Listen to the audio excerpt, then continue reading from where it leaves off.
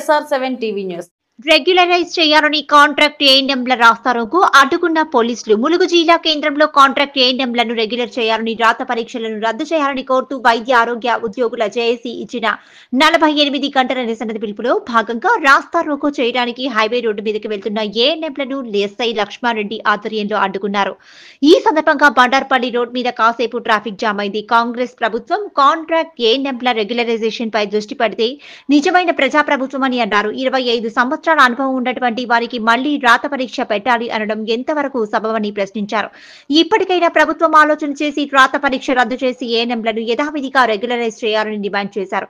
ఈ కార్యక్రమంలో యూనియన్ నాయకులు జమున, సూర్యకాంతం, మంజుల, సూనావతి, అరుణ, సీత, సునీత, సోమలక్ష్మి, అనురాధ, లక్ష్మి, కౌసల్య, తిరుమల, చంద్రకళ, పుష్పలత, గీత, కనకలక్ష్మి, సుశీల తదితరులు పాల్గొన్నారు. Reporting SR7 TV news reporter Tursa చండి.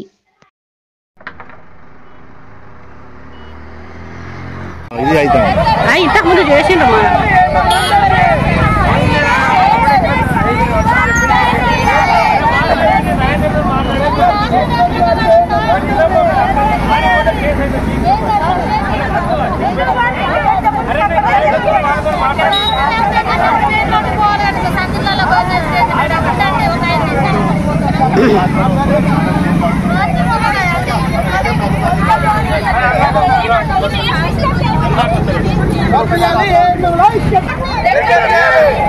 రాత పరీక్ష రద్దు, రాత పరీక్ష రద్దు, రాత పరీక్ష